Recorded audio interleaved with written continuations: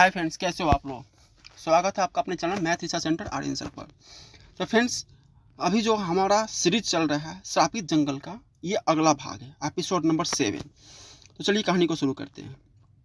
लेकिन इस बार आशीष की बात का कोई जवाब नहीं मिला और फिर से उसी औरत की हंसी सुनाई देने लगी। पर इस बार वो हंसी की आवाज़ बहुत ज़्यादा डरावनी और भयानक लग रही थी।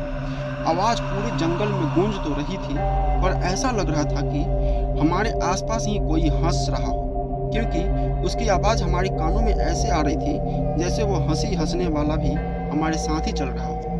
पर तभी मेरे फ़ोन की बैटरी भी खत्म हो गई। अब बस जतिन और आशीष के फ़ोन की ही लाइट जल रही थी और हम बस उन फ़ोन से लाइट ही जला सकते थे, क्योंकि फ़ोन में नेटवर्क तो बिल्कुल भी नहीं आ रहे थे। नहीं तो हम किसी को फ़ोन करके बता सकते कि हम इस सुंदर वन में फंसे हुए हैं। लेकिन इस जंगल में आने से पहले ही मैंने जब अपने घर में बताया कि हम सुंदरवन जा रहे हैं घूमने के लिए, तो उस समय सुंदरवन का नाम सुनते ही मेरे पापा ने उसी समय मुझे मना कर दिया था।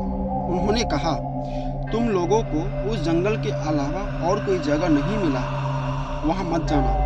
उस जंगल के बारे में बहुत अजीब अजीब बातें करते हैं लोग, इसलिए वहाँ मत जाना। लेकिन मेरे पापा ने जब ऐसा कहा तो हमारे अंदर इस जंगल के अंदर जाने के लिए और ज़्यादा उत्सुकता होने लगी और हम लोगों ने कहा अब तो ज़रूर जाएंगे सुंदरवन में घूमने के लिए। पर अब हमें पता चला कि बहुत बड़ी गलती कर रही थी।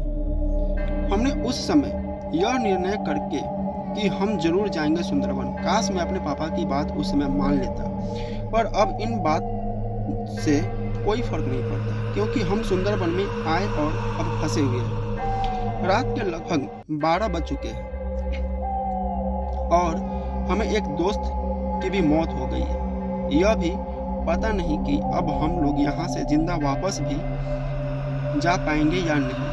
हम तीनों ने यह तय किया कि अब एक ही फ़ोन की लाइट जलाएंगे, क्योंकि दोनों फ़ोन की बैटरी खत्म होने वाली थी और यहाँ अंधेरे का मतलब मौत ही है। लेकिन एक लाइट जलाकर इस खतरनाक बड़े भयंकर जंगल में कोई फर्क नहीं पड़ रहा था और कुछ सही ढंग से दिख भी नहीं रहा था। तो हमने कहा जो होगा देखा जाएगा। इसलिए हमने फिर दोनों फ़ोन की लाइट ऑन करके जंगल में आगे की तरफ जा रहे थे और यही सोच रहे थे शायद क्या पता बाहर निकल ही जाए।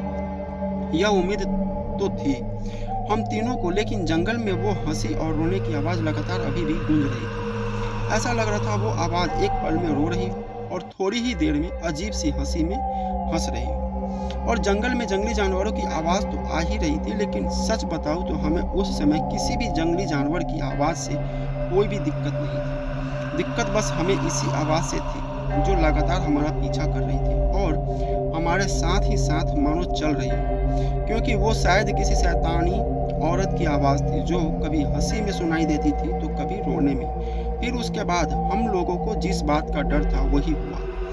थोड़ी देर बाद ही आशीष और जतिन दोनों का फ़ोन एक साथ ही स्विच ऑफ हो गया। फ़ोन स्विच ऑफ होते ही हमारे आसपास में बिल्कुल अंधेरा हो गया। उस समय अंधेरे में तो ऐसा लग रहा था अब बस इसी समय ही कोई हमारी जान ले लेगा। तभी जतिन ने कहा, यार हमारे पास गैस सिलेंडर तो है ही, चलो जब तक सुबह नहीं हो जाती तब तक उसको ही जलाकर यहीं जंगल में कहीं बैठ जाते हैं। फिर मैंने भी कहा, हाँ बात तो सही है, क्योंकि मैंने सुना है कि आग से भूत प्रेत या ऐसी बुरी शक्तियाँ डरती है और वो हमारे पास नहीं आ सकती जब तक हम आग जलाकर रख देंगे। फिर उसके बाद हम जो सिलेंडर लेकर आए हुए थे उसके चूल्हे में आग लगाकर हम लोग उसी सिलेंडर के आसपास बैठकर आग सेक रहे थे कि तभी उसी आग की रोशनी में मुझे ऐसा लगा जैसे कोई हमारे सामने से हमारी तरफ आ रहा है। मैंने जतिन और आशीष को भी हाथ से इशारा से दिखाया तो देखकर जतिन ने कहा, यार यह तो अखिल जैसा लग रहा है। सच में अखिल जैसा ही है शायद। पर अखिल, जतिन ने इतना बोलने के बाद मैंने आवाज़ लगाई, अखिल अखिल। इतना बोलकर उसकी तरफ जाने लगा, लेकिन तभी आशीष ने मुझे पकड़ लिया और कहा, रुक भाई, इसे मत बुला, इस जंगल में कुछ ना कुछ छलावा ही है शायद, क्योंकि अखिल को तो कोई हमारे सामने से घसीट कर ले गया था और हम तीनों ने उसकी लाश भी तो देखी थी। कई टुकड़ों में, यह कैसे हो सकता है कि वो अखिल है, इसलिए हमें यहाँ से उधर जाना ठीक नहीं है। हमको इसी आग के पास ही बैठना चाहिए, देखते हैं वो इधर आता है या नहीं। आशीष के इतना बोलने के बाद मैं फिर से अपनी जगह पर बैठ गया, पर अखिल तो अभी भी हमारी तरफ ही आ रहा था और थोड़ी ही देर में वो हमारे पास ही पहुंच गया और वो हमसे थोड़ी सी दूरी पर आके खड़ा हो गया। अखिल हमारे पास ही खड़ा था।